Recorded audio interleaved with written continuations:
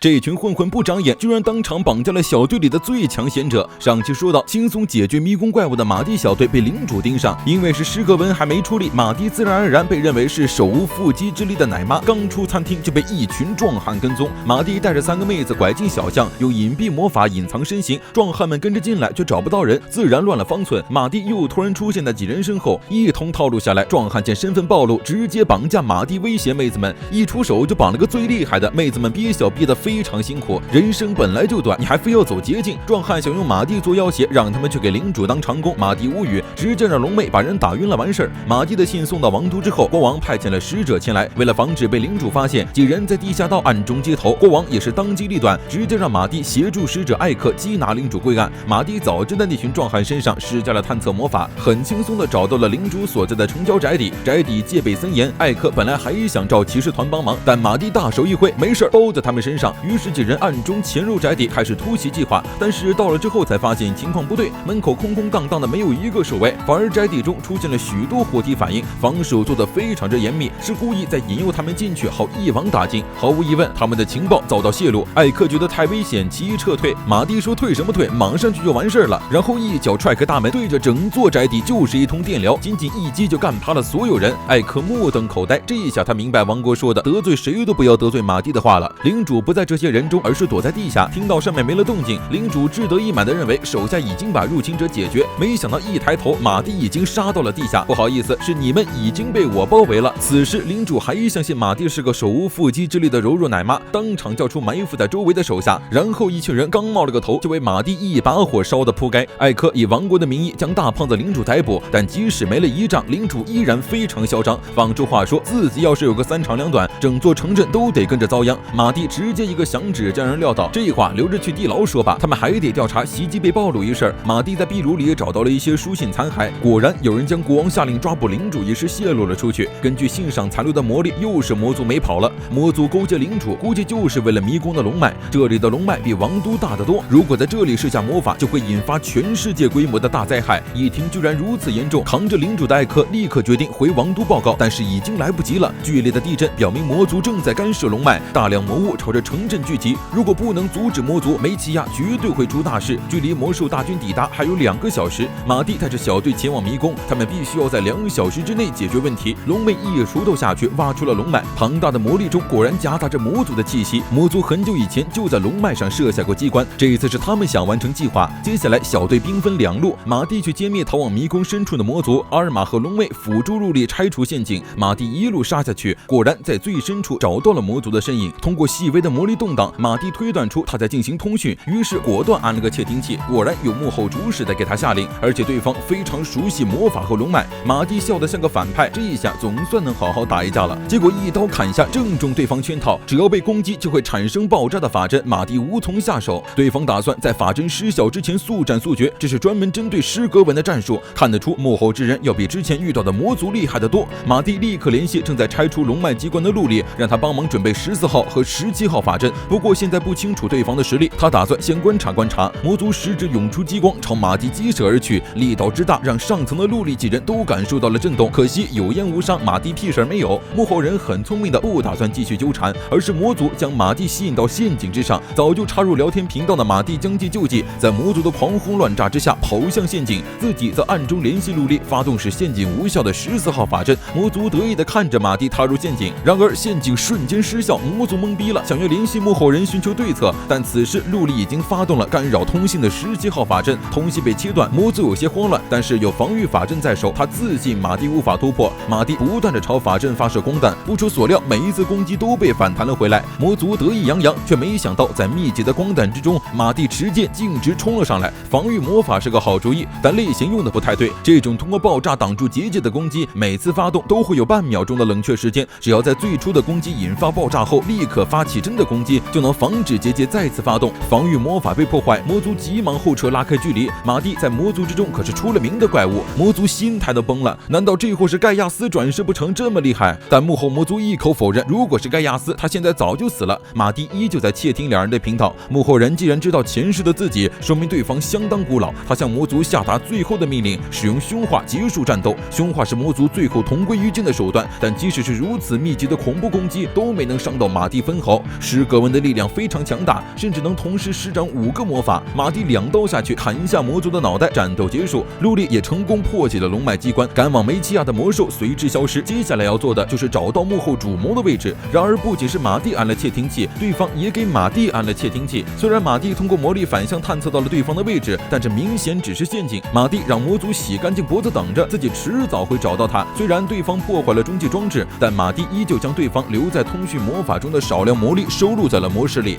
拉基尼亚邦联有他在几千年前创造出的探测装置，能够通过魔力探测到对方位置，但是进入别国领地需要国王签发的通行证。于是一行人返回王都，结果进门一看，好家伙，学校没了！一毕业学校必装修，就算是主角也逃不过这条铁定律。为了防止魔族再次入侵，学院正在进行大改造，加厚墙壁，设置结界，将在迷宫发生的事告诉校长之后，马蒂说明了此行的目的。拉基尼亚邦联不同于本国，顾名思义是许多国家联合而成的邦联，未必所有国家都是友善的，但毕竟是关乎魔族，校长立刻去谏言国王，为他们办理出国许可。在许可批下来之前，他们也会帮忙装修学校。可惜拆家龙妹越帮越忙，校长赶紧拿着出国许可把人送走。出国倒是非常顺利，难的是前往拉基尼亚邦联，他们要去的地段受到了管制，因为魔力反应很强，贸然刺激会引发魔力灾害，只有 A 级以上的冒险者才能进入，而提升评级就要去冒险者工会通过测试。要是测试太费时间，就让龙妹变回原形大闹一场。龙妹这才想起来，